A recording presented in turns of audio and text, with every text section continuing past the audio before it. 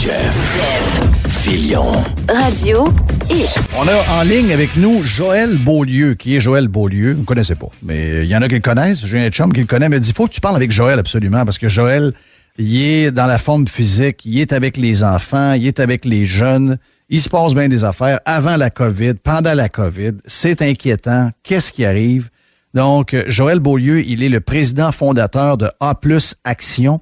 Il est consultant en motricité puis en pédagogie sportive. Donc, avec tout ce qui se passe, là, j'ai lu ça matin. Là, je capotais quand j'ai lu qu'il y a des étudiants de secondaire 4 et 5 qui étaient déçus de retourner à l'école parce qu'ils disaient « Ah, c'est le fun, se lever 5 minutes avant les cours puis aller gamer entre les cours. » On est dans cette époque-là et c'est un peu épeurant, on va se le dire. Les jeunes, au niveau forme physique, sont pas top shape et la COVID, c'est dramatique. Joël, bon midi, bienvenue à Radio X, mon ami.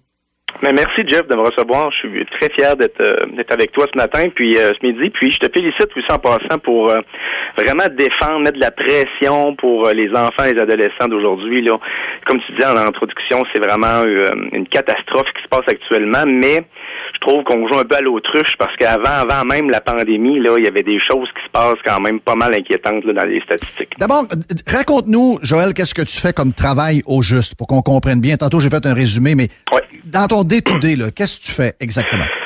OK, alors écoute, j'ai un parcours un peu atypique là. Fait que depuis 25 ans, moi, écoute, j'ai commencé comme enseignant là en éducation physique, puis par la suite, j'ai bifurqué d'une carrière universitaire.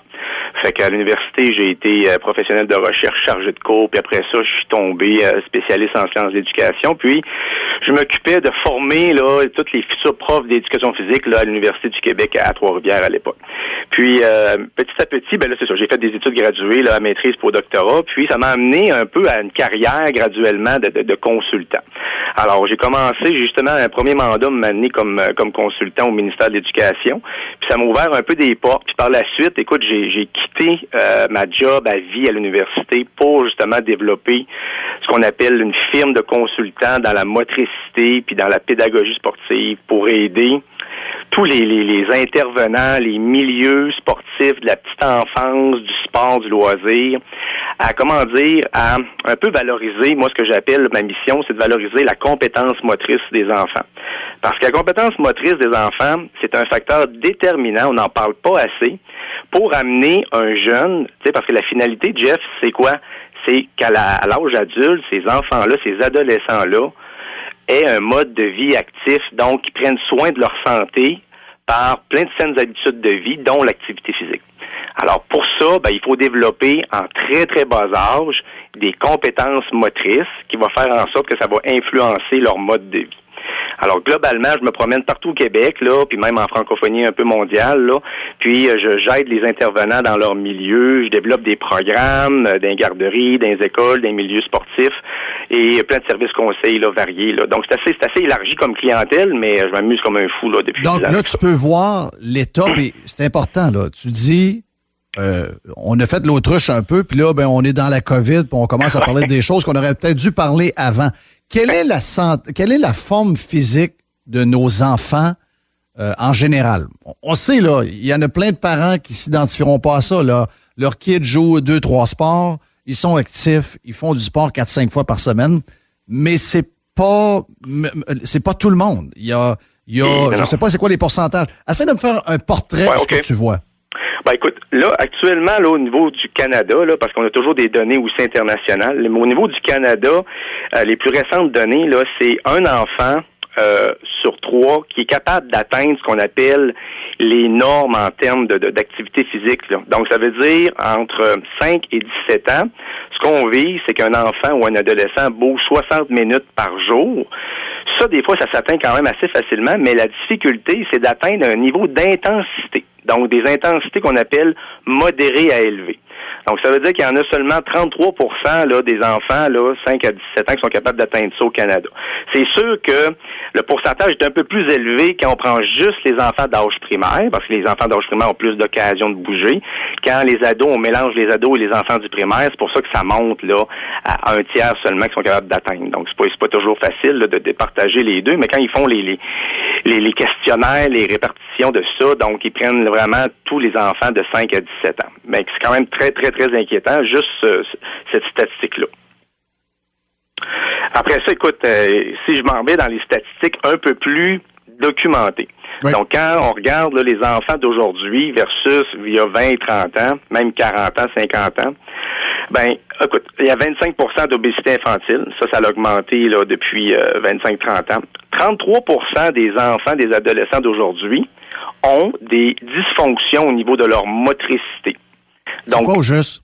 OK, des dysfonctions, ça veut dire, ils vont se tenir en équilibre moins longtemps sur une jambe.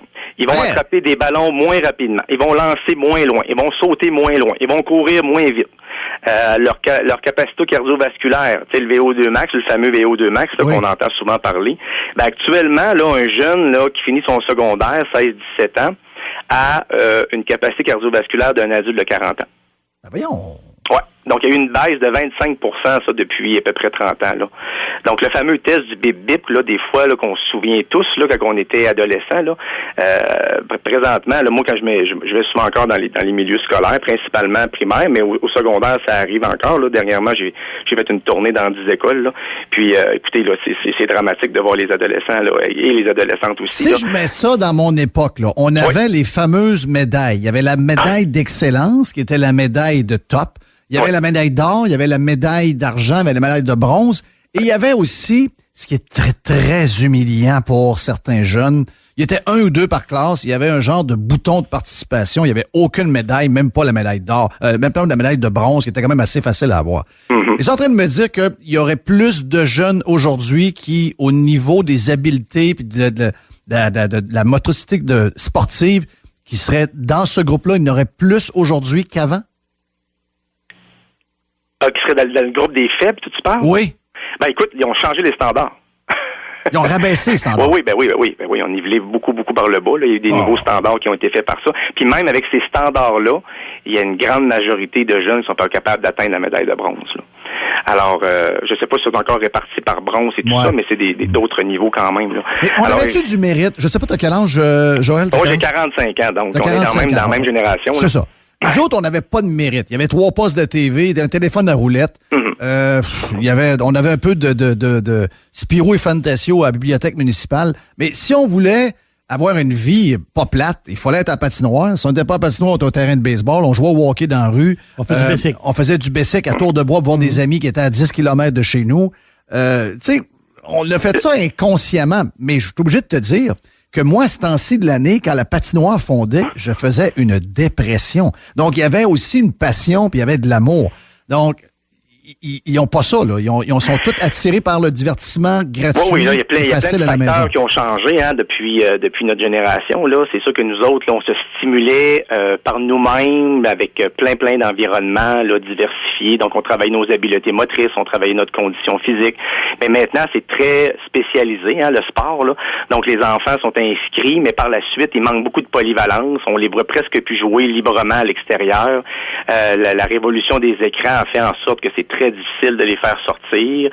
Après ça, il y a d'autres facteurs. Tu sais, l'accessibilité aux infrastructures s'est rendue de plus en plus dispendieux. Tu sais, la clientèle, là, un peu, moi, je me considère là-dedans, la clientèle de bourgeois qu'on est, là, avec nos enfants, nous autres, on les inscrit, il n'y a pas de problème, il y a de l'équipement. Mais actuellement, au Canada, Jeff, là, tu sais, c'est une famille sur 3 qui n'est pas capable d'inscrire son enfant à une activité organisée. Parce que c'est trop cher. Ben oui, c'est trop cher, c'est pas accessible. Puis moi, nous autres, là, moi j'ai joué du hockey. C'est pas ça, là. J'ai joué du hockey, puis si mettons ma mère pouvait pas travailler parce qu'elle a eu trop d'enfants à un moment donné, arrêté d'enseigner. Moi, j'aurais pas pu jouer au hockey comme j'ai joué si c'était les prix d'aujourd'hui là, dans le double lettre, puis le triple lettre à 15 000 $ pour une année. Impossible. Mm-hmm. Ouais, dans tous les sports, c'est comme ça, là. Tu sais, on parle du hockey, là, mais moi, ma fille est dans le patin de vitesse, là, puis c'est très dispendieux aussi, le patinage. Tu parlais du cheerleading, puis ils n'ont pas le cheerleading, ben oui, toi, t'es un peu là-dedans. Le tennis, j'ai des amis, moi, que leurs 2 enfants font du tennis, c'est fou, là. C'est complètement démesuré, là, comment ça peut coûter pour amener un enfant dans un niveau de compétition moindrement, là, élevé, là. C'est incroyable. Fait que, il y a ça aussi, mais moi, il y avait d'autres choses aussi. Tu sais, on parle beaucoup de ça, mais il y a un autre élément, Jeff, que je veux t'amener, parce que, bon, nous autres, nos parents, peut-être qu'ils bougeaient pas nécessairement beaucoup, mais de plus en plus, on voit que ça a une influence, le modèle parental. Donc, le modèle parental actif. Tu vas avoir plein de catégories de jeunes, là. Donc, par exemple, tu as des jeunes, là, il y a seulement le filet actif que j'appelle, c'est l'école. Donc, après ça, là, ça bouge pas du tout à part l'école. Après ça, tu vas avoir des occasionnels que là, ils bougent un peu à l'école, des fois un petit peu en sport et loisirs, plus récréatif, là. La famille paye un petit peu, mais tu sais, c'est limité quand même dans les budgets.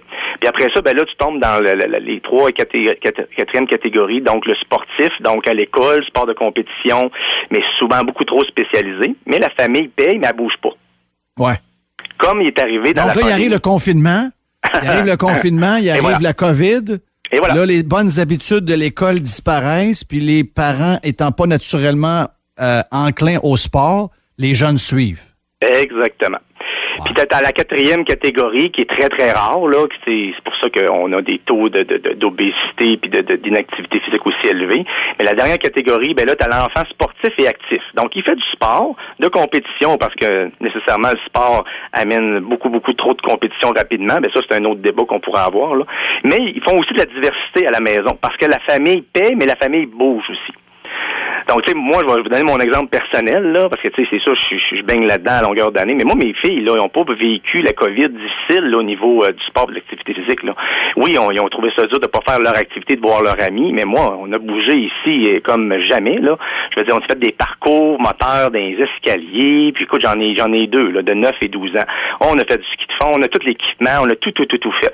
Donc, eux autres, là, je veux dire, ils ont bougé autant que s'il y avait eu des sports organisés. Ils en ont profité pour découvrir d'autres sports, même, peut-être. Exactement. Mais c'est ça, c'est le lot d'une très petite minorité de familles et d'enfants. Mais qu'est-ce que ça a fait, le confinement, justement? Garde, bravo, mais mes filles sont de même. Mes filles m'impressionnent. Elles s'entraînent à tous les jours. Même des fois, je les regarde, je dis, voyons, on vient d'aller marcher 15 km. Tu fais là sur le tapis. Tu sais, leur discipline m'impressionne vraiment, vraiment beaucoup. Mais on comprend que c'est pas le cas de tout le monde. Puis la COVID a pas dû aider ben. Le confinement pour les jeunes, je sais pas comment l'histoire va juger ça, mais j'ai l'impression que la conclusion sera très mauvaise. Ah, c'est sûr que l'effet COVID au niveau des statistiques, là, ça va à venir, ça, là, parce que là, les chercheurs vont probablement se pencher là-dessus dans les prochains mois, les prochaines années. Il va y avoir plein de programmes de financement pour documenter tout ça. Mais ça va être un recul excessivement important parce que déjà que moi j'appelais ça la catastrophe avant même la pandémie, de ce que je vois actuellement dans les milieux scolaires, là, dans les garderies aussi. Là. Dans les garderies, on n'en parle pas beaucoup de la petite enfance, mais ça commence là aussi, la qualité des premières expériences. Donc, les enfants, souvent, là, il y a des environnements, mais on les surveille, puis on les stimule pas à développer ou à apprendre des petites habiletés qui vont par la suite faire une belle transition avec le milieu scolaire. Tu vois, comment je vais donner un la exemple. santé publique a pas l'air à s'occuper de ça. On a une frustration comme parents, là. OK, je comprends que nos jeunes, ils ont réussi à s'organiser, il y en a, mais quand même, on s'entend que c'est pas tout le monde, puis il y en a pour qui l'école, justement, à ce niveau-là, c'est essentiel. Tu en as parlé tantôt, dépendamment des budgets, des ci, des ça. Comment on a pu, puis moi, j'ai défendu ça depuis des mois, puis je me suis fait regarder de travers un peu, puis je me suis fait traiter de toutes sortes de noms, quasiment de complotistes, de ce que tu veux, alors que c'est pas ça pantoute. On fait ça pour que les jeunes bougent le plus rapidement possible, qu'il y ait une vie plus normale. J'en ai 3 mois en Floride, les jeunes n'ont jamais été touchés vraiment par la COVID. J'ai parlé avec quelqu'un ce matin que son gars reste en Iowa. Lui, il n'a pas été touché. Ils ont eu des masques, ils ont fait ce qu'il fallait, mais les jeunes jamais ont été arrêtés de faire du sport. Comment ça que la santé publique... Puis je comprends que notre société n'est pas une société hyper sportive. Mais il doit y avoir un gars dans la gang, une fille dans la gang qui défend ça. Ben écoute, ça c'est drôle là, que tu arrives avec ça parce que cette semaine là, moi j'ai écrit une lettre à mon député là, puis il m'a rappelé. Il a aimé ma lettre, mais il m'a rappelé. Puis là, je le questionnais. Puis tu sais, je veux pas le nommer en nom puis tout ça là, mais c'est un député de la CAQ bien sûr là. Et là, je disais pourquoi c'est impensable. Est-ce qu'il y avait quelqu'un au niveau de la cellule de crise de la santé publique qui représentait, qui avait au moins une des compétences dans le développement global de l'enfant? Parce que là, les pédiatres, ils ont fait beaucoup de sorties. Vous avez eu le docteur Julien aussi qui en a reparlé encore avec Dominique Moret. Mais là, il me disait, oui, il y avait quelqu'un. Mais j'ai dit, écoutez, il n'y avait pas ce qu'il fallait pour bien suggérer, bien recommander. Parce que moi, là, le développement de l'enfant, tu sais, le sport, l'activité physique, ça détermine vraiment et ça contribue au développement physiologique et neurologique. Pas les adultes, Jeff. Nous autres, on est en train de se détériorer, là. Oui. C'est pas là qu'on va améliorer notre physiologie puis notre neurologie. Mais les enfants, eux autres, là, oui, l'académique, là, à l'école, c'est bien correct, mais le sport et l'activité physique, ça l'amène une contribution à l'ensemble de l'équilibre développemental pour intégrer les apprentissages. Moi, je suis en ce moment assis avec le caractère que j'ai et la personnalité que j'ai, et je peux te dire que c'est 50... J'ai joué à toutes sortes de sports, mais le hockey, c'est ça qui a... La manière que je l'ai joué, la manière que dans la chambre j'étais avec les gars, la manière que je me suis... C'est ça qui m'a développé comme jeune et ça m'a suivi aujourd'hui. J'ai le caractère que j'ai. J'étais un fucking gagnant à cause de ça.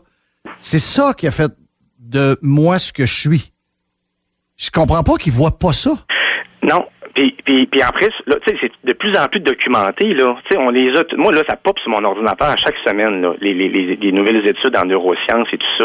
Tu sais, ça contribue directement à la croissance des os, les connexions neuronales, l'augmentation de la masse musculaire, la sociabilité, l'autocontrôle, la concentration, la motivation, les fonctions exécutives, là, maintenant, on les voit, Jeff, là, ils font des IRM du cerveau. Ils prennent des enfants, des cohortes, là, qui vont bouger un peu, moyennement beaucoup, puis ils voient que quand ça bouge beaucoup, le lobe frontal, là, il est tout rouge sur l'IRM.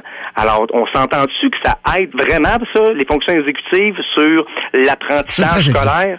Excuse-moi, c'est une tragédie. On est rendu là dans les études, puis c'est pas rendu ça dans les documents de la santé publique qui sont supposés d'être up-to-date là, dans les statistiques, dans les recherches. Ouais. Moi, je comprends pas, je suis renversé, puis moi, je pourrais jamais pardonner ça à ce gouvernement-là d'avoir confiné les sports. Jamais j'aurais confiné, surtout chez les 12 ans et moins, parce que les statistiques sont pratiquement nulles au niveau de la contagion. Les 17 ans et moins, avec beaucoup de mesures, oui, mais au moins garder les jeunes actifs. Merci, Joël. On se reprend. T'es vraiment intéressant. Regarde, super motivation. On aurait besoin d'un gars comme toi, justement, sur le board pour donner un coup dans la canisse, comme ils disent. Continue, bon travail. Merci, Jeff. Merci, t'es gentil. Joël Beaulieu, il est consultant, regarde, vous l'avez entendu, pédagogie sportive, etc., président fondateur de A+, Action. Super intéressant, vraiment intéressant. On fait une pause, on vient dans un instant. Vous êtes sur Radio X. Jeff Fillion. Radio X.